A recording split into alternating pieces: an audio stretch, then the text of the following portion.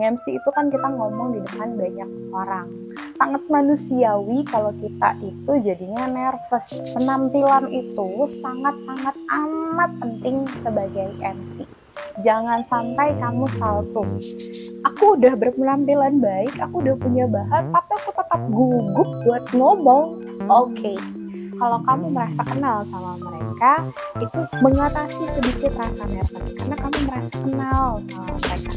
Ini juga salah satu ilmu dari beberapa teman-teman teater saat aku sekolah dulu. Halo, welcome to MSG, Member Suara Gia. Yes, aku Gia dan ini adalah saluran YouTubeku, tempat di mana aku akan berbagi monolog, cerita santai, dan podcast santai. Di saluran YouTube ini, Gia akan berbagi opini, pengalaman, cerita, serta inspirasi. Semoga saja di MSG ini kita bisa saling merenungi, dan memahami makna dalam setiap kata.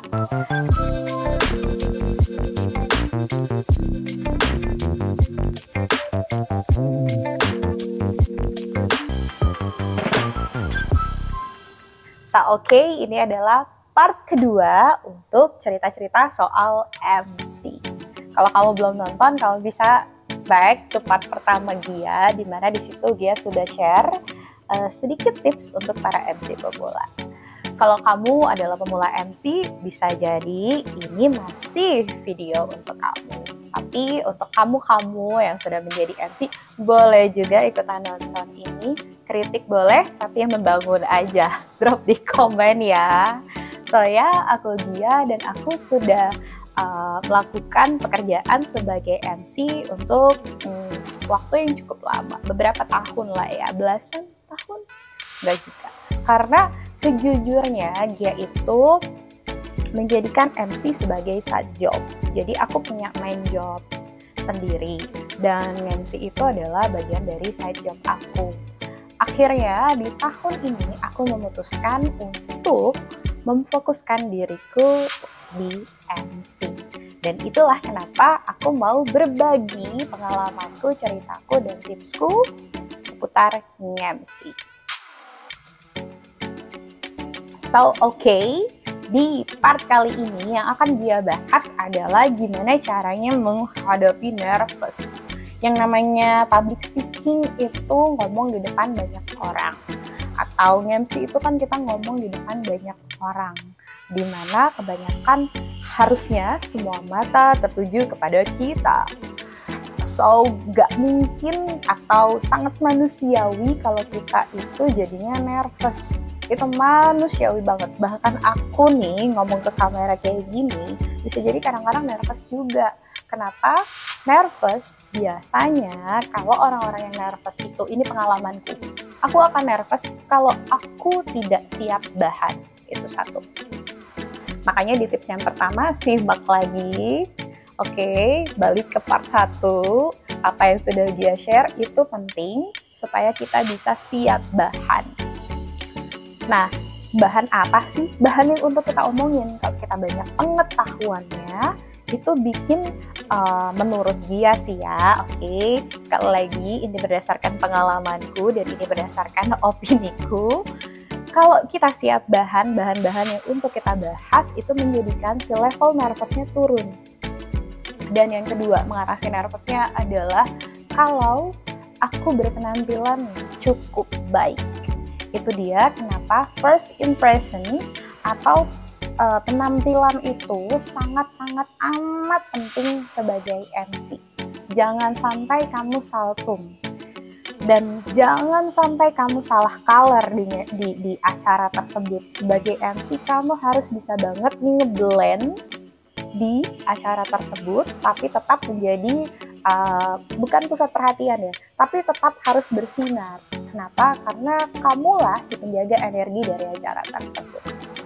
Oke, tadi dia udah bilang harus siap bahan. Yang kedua, penampilan ya kan. Penampilan itu penting banget buat kita. Jadi kamu harus bisa siap-siap punya pengetahuan tentang itu acara apa biar bisa matching, jangan sampai saltum, jangan sampai audiensnya lebih cetar daripada kamu. Kamu harus bisa lebih cetar sebagai MC di acara tersebut. Jadi jangan juga nada baju kita atau warna dari baju kita lebih mencrang atau apa namanya mencrang, lebih cetar daripada si acaranya tersebut. Itu juga kurang baik sih. Jadi kalau bisa ngeblend dan tetap cetar, tetap bersinar itu. Jadi dua hal itu, ketika kamu siap bahan dan kamu punya penampilan yang bagus, itu sudah berarti itu membangkitkan confidence-mu. Jadi kalau kita confidence, so yes, nervous ini akan perlahan turun. Sama aja sih kalau misalnya, mungkin kalau analoginya kalau kayak gini, sama seperti ketika kita PDKT. Kalau kita merasa cantik atau ganteng, terus kita merasa kita punya value yang tinggi, orang-orang yang kita gebet bisa jadi nggak bikin kita takut, ya kan? Nggak bikin kita minder jadinya. Itu adalah dua hal yang penting untuk kita menghadapi nervous sebelumnya. Berikutnya, kalau ada yang bilang, aku udah berpenampilan baik, aku udah punya bahan, tapi aku tetap gugup buat ngomong. Oke, kamu belajar lagi tentang ilmu komunikasi. Yes, kenapa aku bilang belajar lagi tentang ilmu komunikasi? Udah banyak banget buku-bukunya, sudah banyak banget video-videonya tentang ilmu komunikasi. Itu gimana caranya kita bisa ngomong sama orang tanpa, kalau dulu tuh orang-orang bilangnya gini, ada beberapa tips dari orang tua kita dulu tuh bilangnya gini, anggap aja audiens ini adalah patung. No. Justru kalau menurutku bukan kayak gitu caranya. Anggap bahwa si audiens itu adalah teman-teman kamu semua. Karena kalau tak kenal maka tak sayang, ya kan. Jadi kalau kamu menganggap mereka semua teman, kamu merasa menganggap kenal sama mereka. Dan kalau kamu merasa kenal sama mereka, itu mengatasi sedikit rasa nervous karena kamu merasa kenal sama mereka. Gimana caranya supaya kamu bisa kenal sama mereka? Kalau punya kesempatan, sebelum acaranya dimulai, blendinglah ke audiens tersebut. Jalan-jalan aja dikit, ya kan, jalan-jalan. Kalau ini acara nikahan, senyum, sana-sini, salaman mungkin. Walaupun kadang-kadang dibilang SKSD, it's okay. Itu bisa menghadapi nervous kamu.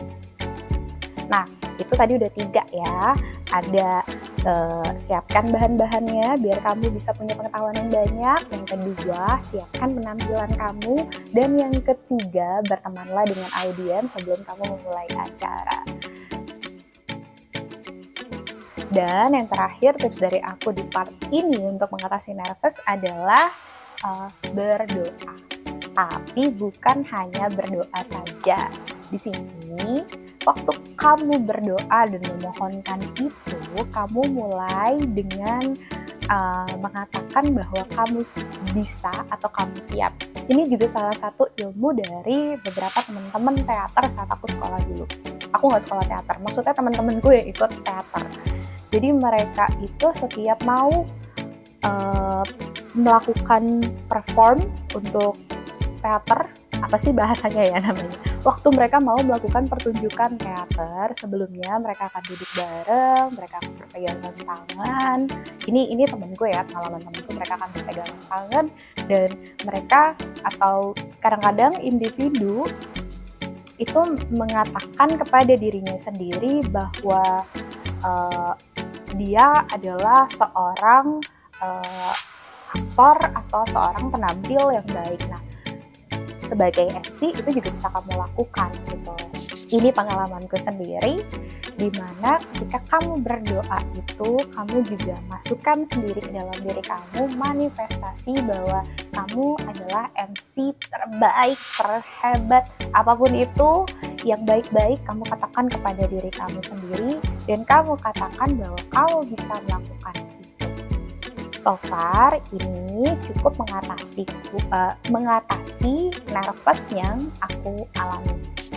Ya, tapi kalau kamu tidak percaya doa, it's okay, kamu bisa melakukan manifestasi aja. Kalau aku sih percaya doa. So, here we go. Ini part yang kedua seputar MC. Next, apalagi yang akan kita bahas? Lanjut lagi ke part berikutnya. Jangan lupa untuk follow Memoir Suara Gia, juga follow Instagramku di @gia. Nanti Gia cantumin di deskripsi. Jangan lupa nyalakan notifikasi dari YouTube ini, subscribe, komen. Dia tunggu komen-komennya. Saling menginspirasi ya. Bye-bye.